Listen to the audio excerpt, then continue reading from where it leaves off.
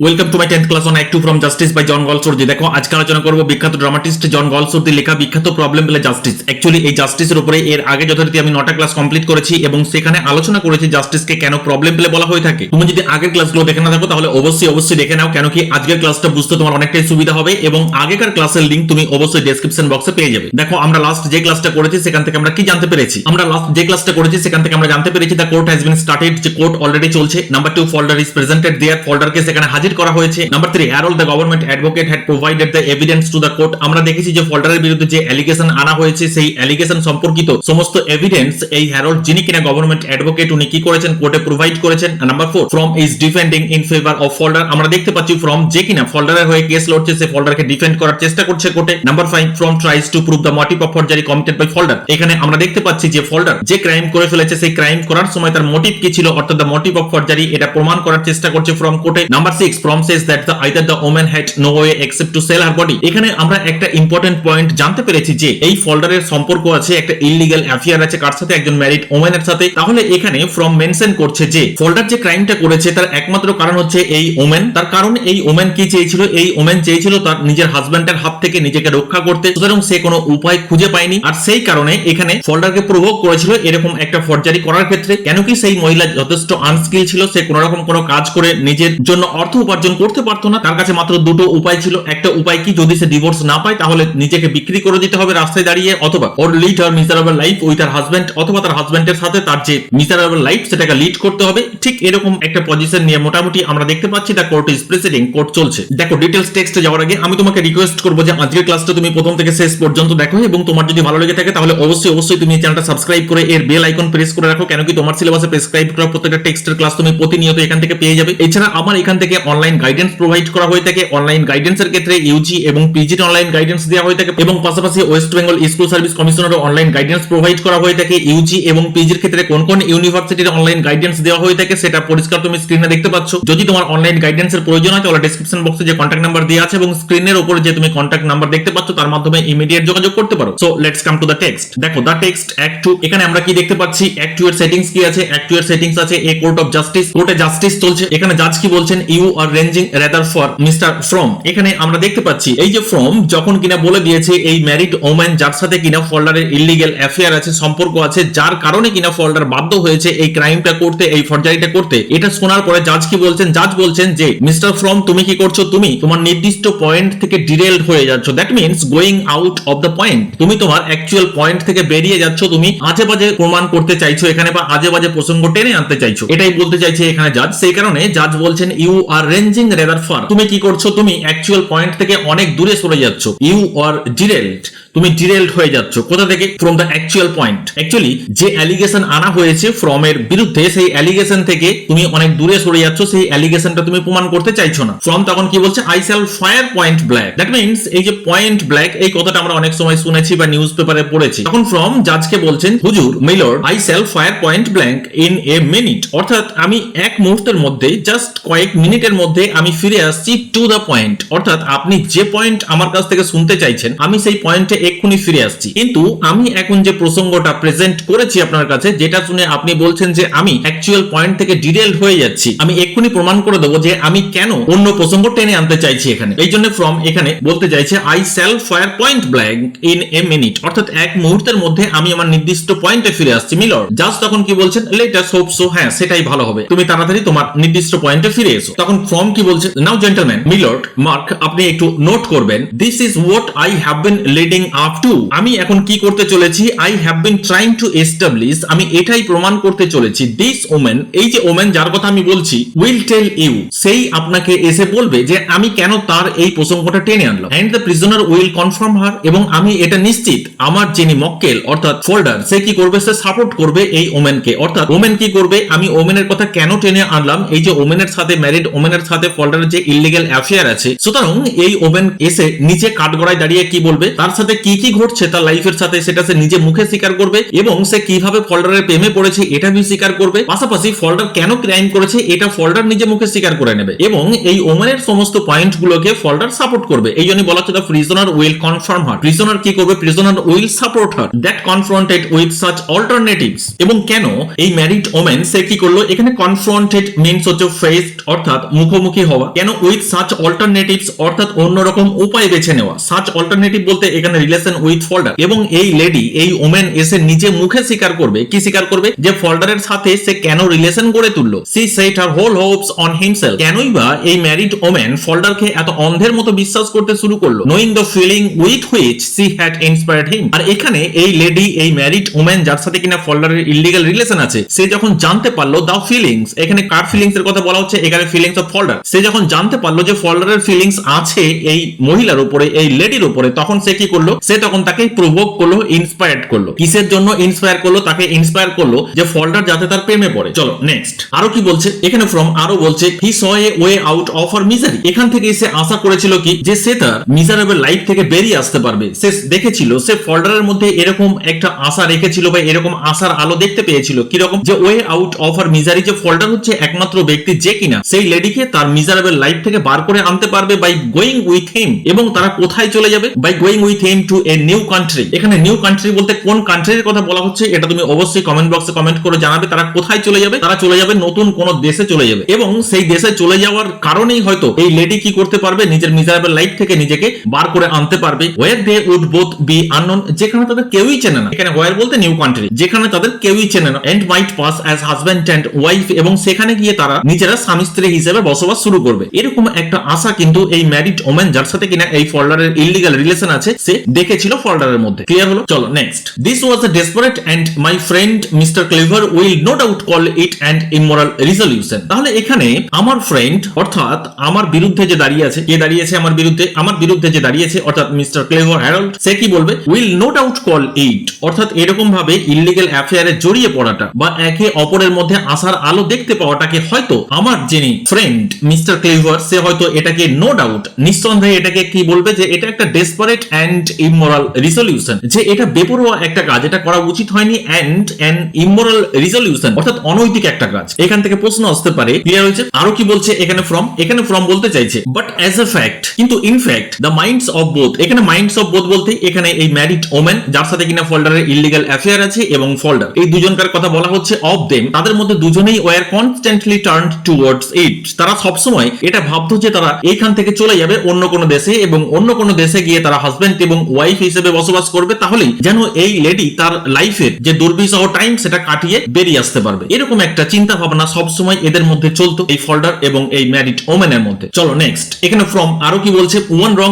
Is no excuse for another. My lord, এটা আমি এখানে বলতে পারি, কি বলতে পারি, যে একটা ভুলের এক্সকিউজ কখনো আরেকটা ভুল হতে পারে না। এই কথাটা আবার কে বলবে, এই কথাটা আবার তারা বলবেন who are never likely to be face by such a situation, যারা কিনা এরকম ধরনের সিচুয়েশন কখনো ফেস করেনি। কিরকম সিচুয়েশন, এই ফল্ডার এবং ম্যারিড ওমেন যে ধরনের সিচুয়েশন বর্তমান টাইমে ফেস করছে, এরকম সিচুয়েশন যারা কখনোই ফেস করেনি তারা কি বলবে, one wrong is no excuse for another, অর্থাৎ একটা ভুলের কারণ কখনো আরেকটা ভুল হতে পারে না। দ্যাট মিন্স এখানে দেখো দুটো ভুলের কথা বলা হচ্ছে, দুটো মিস্টেকের কথা বলা হচ্ছে, দুটো রঙের কথা বলা হচ্ছে। তাহলে ওয়ান রং মিন্স আমরা এটা ধরে নিতে পারি এই যে ফল্ডার যে কিনা ম্যারিড ওমেনের প্রেমে পড়েছে, হাবুডুবু কাছে, এটা একটা ভুল। ইজ নো এক্সকিউজ, এটা কোনো কারণই হতে পারে না ফর অ্যানাদার। আরেকটা মিস্টেক কি, আরেকটা ফল্ট কি, সেটা হচ্ছে যে এই প্রেমে পড়েছে বলেই যে সে এই ফর্জারি করেছে অথবা তার সলিসিটরের অফিস থেকে টাকা চুরি করেছে, এরকম কোনো এক্সকিউজ হতে পারে না। এটা কারা বলবে, এটা তারাই বলবে who are never likely to be faced by a situation, যারা কিনা এই ধরনের কখনো কোনো সিচুয়েশন ফেস করেনি, possibly have the right to hold out their hands, তারাই এই ধরনের হয়তো পয়েন্ট তুলতে পারে। As to that I prefer to say nothing, আর সেক্ষেত্রে তাদের সম্পর্কে আমার কোনো কিছু বলার নেই। কাদের সম্পর্কে, যারা কিনা এই ধরনের পয়েন্ট তুলতে পারে। কোন ধরনের point, one wrong is no excuse for another. তাহলে তাদের ক্ষেত্রে I prefer to say nothing, আমি কোনো কিছুই বলতে পারি না বা আমার বলার কোনো কিছু নেই। বুঝতে পারলে? চলো নেক্সট, আরো ফ্রম কি বলছে, but whatever view you take my lord, আপনি যাই ডিসিশন নেন না কেন, of this part of the prisoner story, অর্থাৎ এই ফল্ডারের কাহিনী শুনে, ফল্ডারের গল্প শুনে আপনি যে ধরনেরই ডিসিশন নেন না কেন, whatever opinion you form of the right of this two young people under such circumstances to take the law into their own hand, অর্থাৎ এই যে ইয়ং পিপল, দ্যাট মিন্স এই ম্যারিড ওমেন এবং Falder, তারা কি করেছে, তারা নিজেরা নিজের হাতে আইন তুলে নিয়েছে এরকম একটা পরিস্থিতির শিকার হয়ে, আন্ডার আন্ডার সাচ সার্কামস্টেন্সেস, এরকম একটা পরিস্থিতির শিকার হয়ে to take the law into their own hands, নিজের হাতে তারা আইন তুলে নিয়েছে। এর জন্য whatever opinion you form, আপনি যে কোনো ডিসিশন আপনি নিতে পারেন, যে কোনো অর্ডার আপনি পাস করতে পারেন of the right of this two young people, অর্থাৎ এদের জন্য আপনার রাইট আছে, আপনি যে কোনো ডিসিশন নিতেই পারেন, যে কোনো অর্ডার আপনি পাস করতেই পারেন। দ্য ফ্যাক্ট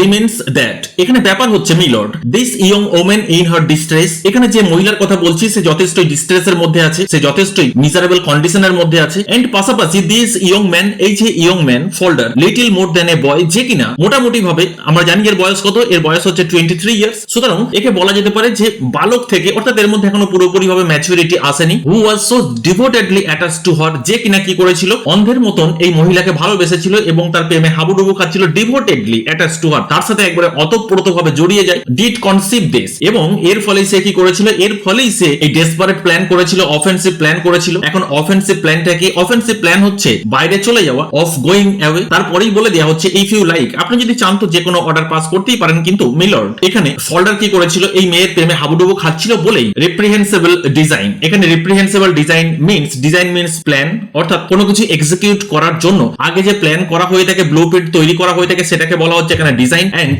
রিপ্রিহেন্সিবল মিন্স হচ্ছে হেটফুল, এরকম একটা খারাপ প্ল্যান তারা করেছিল অফ গোয়িং অ্যাওয়ে টুগেদার, যে তারা একসঙ্গে এখান থেকে চলে যাবে। সুতরাং আমার আর বলার কিছু নেই, আপনি যে কোনো অর্ডার পাস করতেই পারেন, কিন্তু now for that of course they required money, কিন্তু তারা যে চলে যাবে তার জন্য তাদের কাছে টাকার প্রয়োজন, টাকা তো তাদের নেই। এন্ড দে হ্যাড নান, কিন্তু তাদের কাছে কোনো রকম কোনো টাকা পয়সাই ছিল না, তাহলে কি করে তারা যাবে। As to the actual events of the morning of 7th July, আর এই যে ঘটনাটা ঘটেছিল কখন ঘটেছিল, সেই 7th জুলাই মর্নিং এ ঘটেছিল। অন হুইচ, যে তারিখে কিনা এই চেকটাকে চেঞ্জ করা হয়েছিল, the event on which I rely to prove the diffidence irresponsibility, কিন্তু এখানে আমি প্রমাণ করে দেবো the events on which I rely to prove, আমি কি করতে চলেছি, এখানে আমি প্রমাণ করে দেবো আই ডিপেন্ড টু প্রুভ, কি প্রুভ করে দেবো, দ্য ডিফিডেন্স, এখানে ডিফিডেন্ট বলতে কার কথা বলা হচ্ছে, এখানে ডিফিডেন্ট বলতে ফোল্ডারের কথা বলা হচ্ছে। ইরেসপন্সিবিলিটি অর্থাৎ সে যে কোনোভাবেই রেসপন্সিবল নয়, এর ক্ষেত্রে এটা কিন্তু আমি প্রমাণ করে দেবো। কেন কি, দেখো এখান থেকে আমরা জানতে পারছি যে ফ্রম সে কি চাইছে, সে সবসময় এই ক্রাইমের মোটিভটা প্রেজেন্ট করতে চাইছে। আরো কি বলছে এখানে, from I shall allow those event to speak for themselves, এখন আমি কি করব,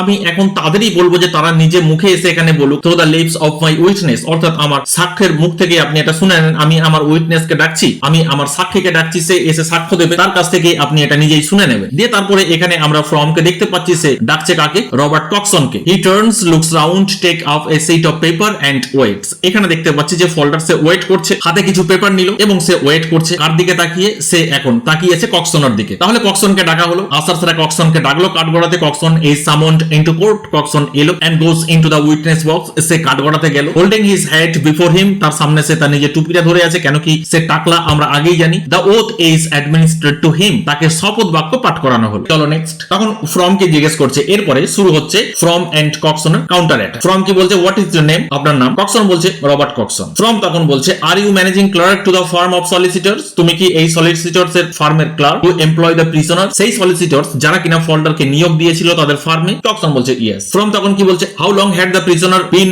ইন দেয়ার এমপ্লয়ি, কত বছর ধরে এখানে সে কাজকর্ম করছে। কক্সন বলছে 2 ইয়ার্স, মোটামুটি ভাবে 2 বছর। নো নো নো, 2 বছর নয়, আই এম রং ডিয়ার, আমার একটু ভুল হচ্ছে, অল বাট 17 ডেজ, 2 বছর এখন পর্যন্ত হয়নি, এখন পর্যন্ত 17 ডেজ বাকি আছে 2 বছর হতে। ফ্রম তখন বলছে, had you him under your eye all that time, আপনি কি সবসময় তাকে চোখে চোখে রাখেন। কাকে চোখে চোখে রাখার কথা এখানে বলা হচ্ছে, এখানে বলা হচ্ছে ফোল্ডারকে। দ্যাট মিন্স ফোল্ডার যে অফিসে কাজকর্ম করে সেটা কি সবসময় আন্ডার ইউর সুপারভিশন, সবসময় কি সে আপনার সামনেই থাকে। কক্সন বলছে yes, except Sundays and holidays, অর্থাৎ ওয়ার্কিং ডেজেতে সবসময় ফোল্ডার আমার সামনেই থাকে এবং সে আমার চোখে চোখে থাকে, শুধুমাত্র সানডেজ গুলোতে এবং হলিডেজ গুলোতে তার সাথে তার কোনো খেয়াল আমি রাখি না। ফ্রম তখন কি বলছে, that's well, let us hear please what you have to say about his general character during those 2 years. এই যে 2 বছর ধরে ফোল্ডারে এই অফিসে কাজকর্ম করছে, তাহলে এই 2 বছর ধরে আপনি যেটা লক্ষ্য করেছেন ফোল্ডারের মধ্যে, তার জেনারেল ক্যারেক্টার হিসেবে কি বলবেন, অর্থাৎ জেনারেলি ফোল্ডারকে আপনি কি সার্টিফিকেট দেবেন। তখন কক্সন কি বলছে, confidently to the jury as if a little surprised at being asked, এই ধরনের প্রশ্ন জিজ্ঞেস করা হয়েছে বলে কক্সন একটু সারপ্রাইজড হয়ে গেছে, কিন্তু কনফিডেন্টলি সে উত্তর দিচ্ছে। কি উত্তর দিচ্ছে, হি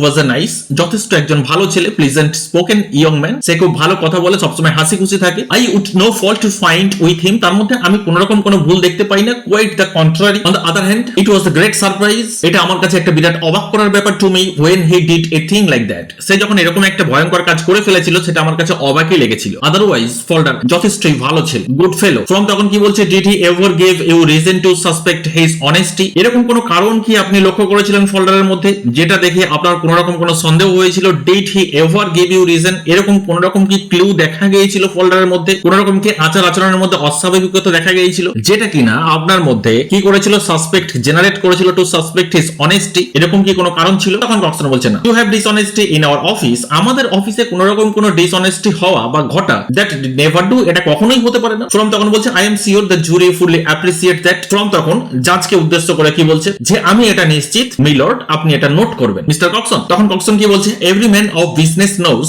অর্থাৎ প্রত্যেকটা মানুষই জানে, যে ব্যক্তি কাজের প্রতি সৎ, যে সবসময় নিজের কাজ নিয়ে থাকে, এরকম প্রত্যেকটা ব্যক্তিই জানে, কি জানে, that honesty is the sine qua non, that means অনেস্টিটাই হচ্ছে একমাত্র মূল মন্ত্র, honesty is the first essential quality for us, আমাদের জন্য এই অনেস্টিটাই হচ্ছে first essential qualities for us and in our office. Frome তখন কি বলছে, do you give him a good character all round, আচ্ছা তাহলে কক্সন, মিস্টার কক্সন আপনি কি বলতে চাইছেন, তাকে কি একটা ভালো ক্যারেক্টার আপনি দেবেন, দ্যাট মিন্স সে যে গুড ক্যারেক্টারের ফেলো এটা কি আপনি স্বীকার করে নিচ্ছেন, do you give him a good character, তাহলে আপনার কথা অনুযায়ী সে নিশ্চয়ই একজন গুড ক্যারেক্টারের fellow, or do you not, না কি মনে হয়, না আপনি মানবেন না যে সে গুড ফেলো? তখন কক্সন কি বলছে, টার্নিং টু দ্য জাজ, জাজের দিকে ফিরে কি বলছে, সার্টেনলি আমি অবশ্যই স্বীকার করে নেব যে ফোল্ডার অবশ্যই গুড ক্যারেক্টারের ফেলো একজন, we were all very jolly, আমরা সবসময় হ্যাপি থাকতাম এন্ড প্লিজেন্ট টুগেদার, এবং সবসময় আনন্দে থাকতাম আনটিল দিস হ্যাপেন্ড, যতদিন না পর্যন্ত এরকম একটা ভয়ঙ্কর ঘটনা ঘটে যায় আমাদের অফিসে, কোয়াইট আপসেট মি, যেটা কিনা আমাকে খুব হতাশ করে দিয়েছিল। ফ্রম তখন কি বলছে, নাও coming to the morning of the 7th July, ঠিক আছে চলো এরপরে যে দিনে ঘটনাটা ঘটেছিল সেই 7 জুলাইয়ের মর্নিং এ, তাহলে এরপরে সেদিনে আসা যাক, সেই ব্যাপারে তোমাকে কিছু কোশ্চেন করি। দ্য মর্নিং অন হুইচ, সেই সকালবেলায় যখন কিনা দ্য চেক ওয়াজ অল্টার্ড, যখন কিনা চেকটাকে পরিবর্তন করা হয়েছিল সে ব্যাপারে কিছু জিজ্ঞাসাবাদ করা যেতে পারে। হোয়াট হ্যাভ ইউ টু সে,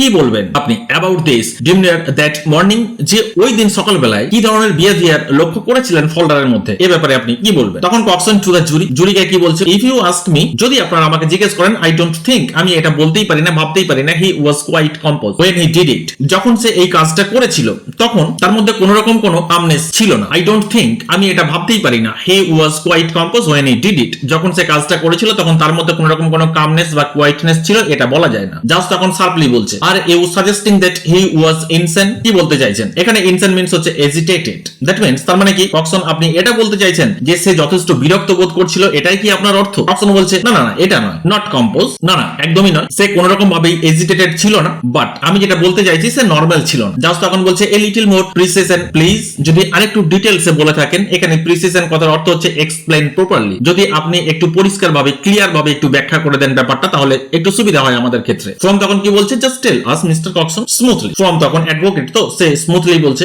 যে আপনি নিশ্চিন্তে বলতে পারেন, কোন রকম কোনো অসুবিধা নেই। কক্সন তখন সামওয়াট আউটরাইট, দ্যাট মিন্স সে তার মধ্যে একটু রাগ রাগ ভাবও আছে, কি বলছে, ওয়েল ইন মাই অপিনিয়ন, ঠিক আছে এটা আমার মতে, লুকিং এট দ্য জাজ, সে জাজের দিকে তাকিয়ে বলছে, such as it is he was jumpy at the time, সেই সময় সে কিরকম ছিল, সেই সময় সে একটু এক্সাইটেড ছিল। এখানে জাম্পি কত অর্থ হচ্ছে এক্সাইটেড বলতে পারো অথবা নার্ভাস বলতে পারো, তার মধ্যে একটা নার্ভাসনেস আমি লক্ষ্য করেছিলাম। The jury will understand my meaning, এরপরে নিশ্চয়ই জুরিম্যান তারা বুঝতে পারছেন যে আমি কি বলতে চাইছি, তার মধ্যে একটা নার্ভাসনেস অল টাইম কাজ করছিল। ফ্রম তখন বলছে will you tell us how you come to that conclusion, এখানে তখন আবার অ্যাডভোকেট সঙ্গে সঙ্গে প্রশ্ন করছে, মিস্টার কক্সন আপনি কি বলতে পারবেন যে আপনি যে এখানে বললেন যে তার মধ্যে একটা নার্ভাসনেস কাজ করছিল, সে যথেষ্ট এক্সাইটেড ছিল বাট বিরক্ত বোধ তার মধ্যে ছিল না, হি ওয়াজ নট এজিটেটেড, এরকম একটা অবজারভেশনে আপনি কিভাবে উপনীত হলেন? আই থিংক আজকের ক্লাস সম্পর্কে তোমার কোথাও কোনো রকম ডাউট নেই, যদি কোথাও কোনো রকম ডাউট থেকে থাকে তাহলে অবশ্যই তুমি কমেন্ট বক্সে কমেন্ট করে জানিও, আমি আমার নেক্সট ক্লাসে তোমার ডাউট ক্লিয়ার করার চেষ্টা করব। Thank you.